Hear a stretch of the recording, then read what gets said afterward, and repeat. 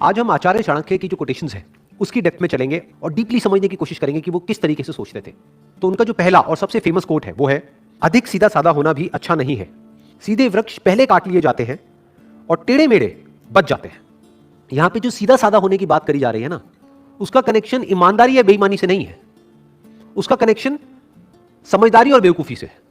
मतलब वो ये नहीं कह रहे कि आप सीधे साधे मत बनो, मतलब क्या बेईमान हो जाओ, या फिर अगर कोई सामने वाला चोर है तो उसके साथ में चोर बन जाओ। ये नहीं कहा जा रहा है यहां पर यह कहा जा रहा है कि अगर कोई क्रिमिनल है और आपको हार्म करने के लिए आ रहा है तो इतने बेवकूफ मत बनो कि वो जो चाहे आकर के आसानी से आपके साथ में करके चला जाए। तो सीधा साधा किस कॉन्टेक्स्ट में कहा जा रहा है? सीधा साधा कहा जा रहा है समझदार और बेवकूफ के कॉन्टेक्स्ट में। अब कौन है समझदार और कौन है बेवकूफ? अगर हम अपने दिमाग को यूज ना करें तो हमको क्या कहोगे? आप बेवकूफ भी कह सकते हो और सीधा साधा भी कह सकते हो, बिल्कुल एक जानवर के जैसा भोला भाला, जो उसका बेसिक नेचर होता है बस उसके हिसाब से चलता चला जाता है, वो एक सीधी डायरेक्शन में चलता है। इसलिए जानवर को पकड़ा जा सकता है, उसको कैद किया जा सकता है और उसको अपने हिसाब से चलाया जा सकता है। उसको इंसान यूज कर सकता है और करता ही है। तो अगर आप इंसान होने के बावजूद भी अपना दिमाग यूज नहीं करते हो तो क्या कहेंगे? आपको सीधा साधा भी कह सकते हैं और बेवकूफ भी कह सकते हैं। क्यों? क्योंकि आप एक ही डायरेक्शन में चलते चले जाते हो। जो भी आपका बेसिक नेचर है बस उसके हिसाब से चलते ही चले जाओगे। ये नहीं देखोगे कि सिचुएशन क्या है, ये नहीं देखोगे कि सामने वाला क्या है। इनफैक्ट आचार्य चाणक्य का ही एक और कोटेशन है जो इस बात से बिल्कुल परफेक्टली लिंक होता है। वो क्या कहते हैं? जो तुम्हारी बात सुनते हुए इधर उधर देखे उस पर कभी विश्वास मत करो। कितनी पावरफुल बात करी जा रही है। जो सीधा साधा आदमी होगा वो इस बात की डेप्थ को नहीं समझ पाएगा, वो इस बात को समझ ही नहीं पाएगा। जो तुम्हारी बात सुनते हुए इधर उधर देखे उस पर विश्वास क्यों ना करो, क्योंकि वो कुछ और ही सोच रहा है। वो आपकी बात में जब इंटरेस्टेड नहीं है तो आप में इंटरेस्टेड कैसे होगा? उसका इंटरेस्ट सिर्फ इसमें है कि जो वो चाहता है वो फटाफट से कैसे हो जाए, चाहे उसमें आपका नुकसान भी हो जाए तब भी उसको फर्क नहीं पड़ता है। जो आपकी बात तक सुनने में इंटरेस्टेड नहीं है वो आप में कैसे इंटरेस्टेड होगा? तो इस तरीके से हमको पहले समझना होता है कि जो सामने वाला पर्सन है उसके दिमाग में क्या चल रहा है, उसके अकॉर्डिंग एक्ट करना होता है। नहीं तो हम बहुत ही बुरी तरीके से लाइफ में फंस सकते हैं और फंसते ही हैं। जैसे कि एक जानवर फंस जाता है एक आदमी के जाल में, ऐसे ही जो सीधे साधे लोग होते हैं, यानी जो अपना दिमाग नहीं लगाते हैं, वो फंस जाते हैं ऐसे लोगों के जाल में जो बिल्कुल शिकारी के जैसे होते हैं, जिनका काम ही यही होता है कि जो लोग सीधे साधे हैं किसी तरीके से उनको फंसा दिया जाए, किसी तरीके से उनको बेवकूफ बना दिया जाए। तो अगर इन शिकारियों से आपको बचना है तो आपको टेढ़ा होना पड़ेगा। टेढ़ा मतलब बेईमान नहीं, टेढ़ा मतलब समझदार होना पड़ेगा। समझदार मतलब क्या? कि आपका माइंड किसी भी सिचुएशन की दोनों साइड्स को देख सके, दोनों पहलुओं को देख सके, तो आपको कहेंगे आप समझदार हो, नहीं तो आप बेवकूफ हो। तो टेढ़े का मतलब क्या? कि वो अडैप्ट कर जाते हैं, वो बदल जाते हैं सिचुएशंस के अकॉर्डिंग। और सीधे का मतलब क्या? कि जो नहीं बदलते हैं, जो खुद को चेंज करने के लिए तैयार नहीं है। और इसको इस तरीके से भी आप कह सकते हो कि सीधे का मतलब क्या? कि जो सीख नहीं रहा है, जो भी कुछ उसके साथ पास्ट में हुआ है वो सीख नहीं रहा है, यानी कि एक ही गलती को बार बार कर रहा है, उसी को तो हम बेवकूफ कहेंगे ना। गलती करना मतलब बेवकूफी नहीं, एक ही गलती को बार बार करते रहना वो बेवकूफी है। और समझदार किसको कहेंगे? जो ना सिर्फ अपनी गलतियों से सीखे बल्कि दूसरों की गलतियों से भी सीख जाए, वो समझदार है। उसको आप टेढ़ा भी कह सकते हो, क्योंकि अब उसकी खुद की लाइफ का जो एक्सपीरियंस है, मान लो इस दायरे में है, वो उसके बियॉन्ड भी सोच सकता है। क्यों? क्योंकि उसने औरों के लाइफ के एक्सपीरियंसेस से भी सीख लिया है।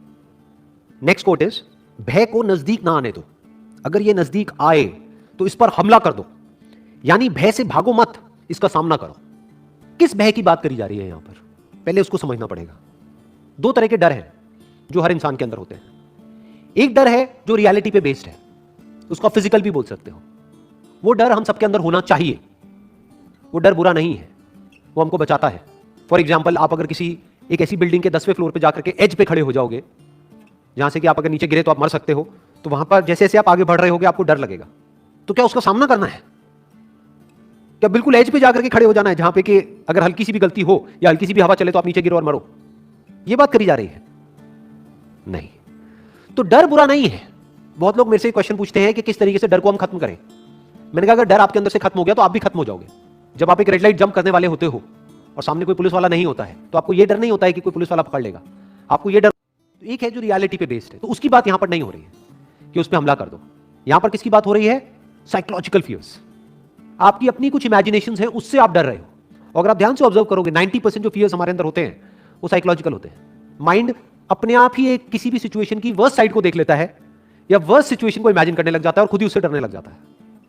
आजकल इसका सबसे अच्छा एग्जांपल है कि आपको कोई भी बीमारी हो, छोटी से छोटी भी, आप गूगल पे जाकर के सर्च करो, वो बीमारी खत्म होगी जाकर के कैंसर पे, तो अब आप डर रहे हो कि कहीं मुझे कैंसर तो नहीं है।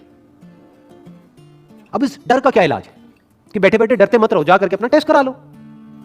तो बहुत सारे हमारे डर ऐसे होते हैं जो साइकोलॉजिकल होते हैं, उससे नहीं डरना है, उसकी बात करी जा रही है कि अगर उस तरह का कोई डर लगे तो उस पर हमला कर दो। फॉर एग्जाम्पल, आपको अपनी क्लास में, आप किसी स्कूल में हो या कॉलेज में हो, एक प्रेजेंटेशन देनी है और उससे आपको डर लग रहा है, तो आपके अंदर से क्या आएगा? जब आप डरते चले जाओगे, चल यार जिस दिन मेरी प्रेजेंटेशन है उस दिन छुट्टी मार लेता हूं, छोड़ना कौन जाएगा। तो ये कहा जा रहा है कि ये हरकत मत करो, क्योंकि ये डर आपका साइकोलॉजिकल है, ये किसी रियलिटी पे बेस नहीं है। ऐसा नहीं है कि आपकी प्रेजेंटेशन में थोड़ी सी गलती आपसे हो गई तो आपको मार दिया जाएगा या आपको स्कूल या कॉलेज से बाहर निकाल देंगे। तो आपका जो डर है वो साइकोलॉजिकल है, और एक बार अगर डर गए, एक बार कोई भी साइकोलॉजिकल डर आपके अंदर आ गया, तो वो डर धीरे धीरे धीरे धीरे बढ़ने लग जाता है। फिर वो डर एक सिचुएशन तक नहीं रहता है, आपकी लाइफ के हर एस्पेक्ट पे वो रिफ्लेक्ट होने लग जाता है। लेकिन अगर उसी वक्त आप उसका सामना कर लो और उसको वहीं पे खत्म कर दो, तो हमेशा के लिए वो डर आपके अंदर से गया। तो डर का क्या इलाज है? Action, immediate action. For example, आपके अंदर पानी का डर है, डूबने का डर है, तो शुरुआत करो ना कम गहरे पानी से। गहरे पानी से दूर रहो, कोई बात नहीं, बट उसको फेस करो। अगर नहीं आती है स्विमिंग और पानी का इतना ही डर है, तो तैरना सीख जाओ। इससे क्या होगा? आप सिर्फ तैरना नहीं सीखोगे, आपको लग रहा है आपको सिर्फ पानी में तैरना आ रहा है। अरे ना भाई, आपको जिंदगी में तैरना आ रहा है, क्योंकि जिस तरह से आपने यहां पर अपने डर को कॉन्कर किया, फ्यूचर में भी अगर कोई सिचुएशन आएगी तो आपको पता होगा कि अपने डर को कॉन्कर कैसे करना है। यानी कि अगर कोई भी किसी भी तरह का साइकोलॉजिकल डर आपके अंदर आए, तो छोटे से छोटा स्टेप उठाओ और उस डर को वहीं पे जड़ से खत्म कर दो, और धीरे धीरे उस स्टेप को बड़ा करते चले जाओ। तब तक बड़ा करते चले जाओ जब तक कि वो जो आपका एक्शन है वो उस डर से बहुत बड़ा ना हो जाए। नेक्स्ट कोट इज, गलत दिशा में बढ़ रही भीड़ का हिस्सा बनने से बेहतर है सही दिशा में अकेले चले। In more than 99% of the cases भीड़ गलत डायरेक्शन में ही बढ़ रही होती है। भीड़ यानी कि मासेस, वो सही डायरेक्शन में कभी बढ़ ही नहीं सकते। क्यों? क्योंकि मासेस एक्ट कैसे करते हैं, कभी सोचा है? वो एक्ट करते हैं पास्ट के बेस पे, ये हुआ था तो ऐसा ही होना चाहिए। तो अगर आप एक ऑर्डिनरी लाइफ चाहते हो तो भीड़ का हिस्सा बन सकते हो, उसमें कोई बुराई नहीं है। लेकिन अगर कुछ एक्स्ट्रा ऑर्डिनरी करना चाहते हो तो उसके लिए भीड़ से अलग चलना ही पड़ेगा, there is no other way. तो क्या कहा जा रहा है कि गलत दिशा में बढ़ रही भीड़ का हिस्सा बनने से बेहतर है सही दिशा में अकेले चले। तो गलत दिशा क्या है और सही दिशा क्या है? हम बिजनेस की बात करें या जॉब्स की बात करें, किसी भी काम की बात करें, गलत दिशा क्या है और सही दिशा क्या है? गलत दिशा वो है जहां पर डिमांड कम हो, जो भी आप काम कर रहे हो उसकी, आपके प्रोडक्ट्स की, आपकी सर्विसेज की, या आपकी, अगर आप एक जॉब कर रहे हो तो आपकी डिमांड, जहां पर डिमांड कम हो और सप्लाई बहुत ज्यादा हो, तो कंपटीशन ज्यादा हो गया।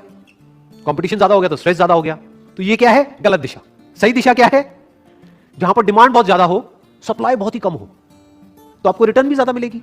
डिमांड ज्यादा, सप्लाई कम, यानी जरूरत है वो काम करने वाले लोगों की, लेकिन बहुत ही कम लोग हैं जो अभी उसमें एक्सपर्ट है, या अभी उसमें क्वालिफाइड है, या अभी उसमें प्रोफेशनल है। बहुत ही कम लोग हैं। तो इन कम लोगों की डिमांड बहुत ज्यादा रहेगी और सप्लाई बहुत ही लिमिटेड रहेगी।